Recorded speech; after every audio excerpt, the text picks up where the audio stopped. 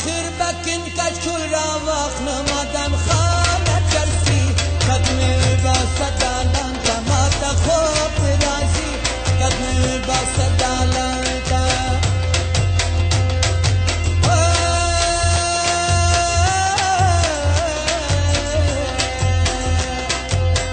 آخر بکن کچکول را واخنمادم خانه چرسی قدم با صدالان تمات خوب رازی قدم با صدالان آقا چرسی یاران منی کمی پختنا دم خانه چرسی قدم با صدالان تمات خوب رازی قدم با صدالان دم خانه چرسی قدم با صدالان تمات خوب رازی قدم با صدالان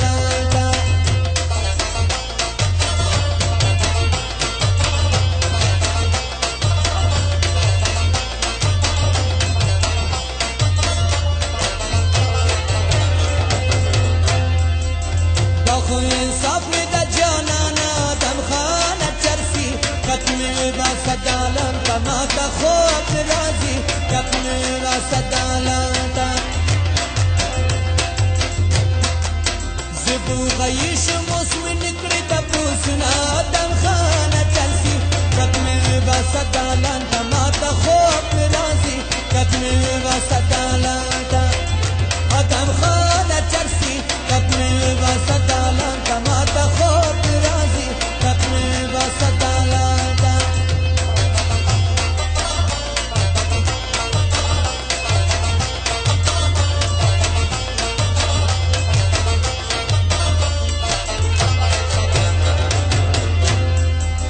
افسوس افسوس درمان ارمان دیادم خانه چرسی قدم با صدالان تماتا خوب رازی قدم با صدالان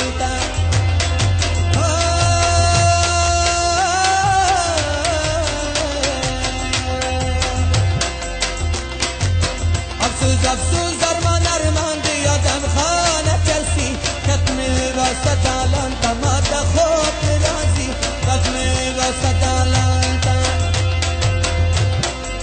خالی میدان دسترگی چاہتا والا ممادم خانه چرسی قدم با صدالان تماتا خوب رازی قدم با صدالان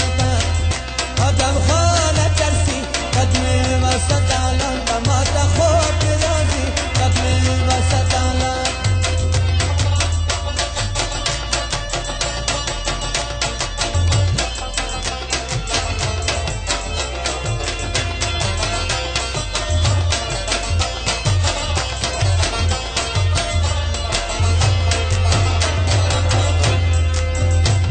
انصاف میں دا جانانا دم خانہ چرسی قدم با صدالان تماتا خوب رازی قدم با صدالان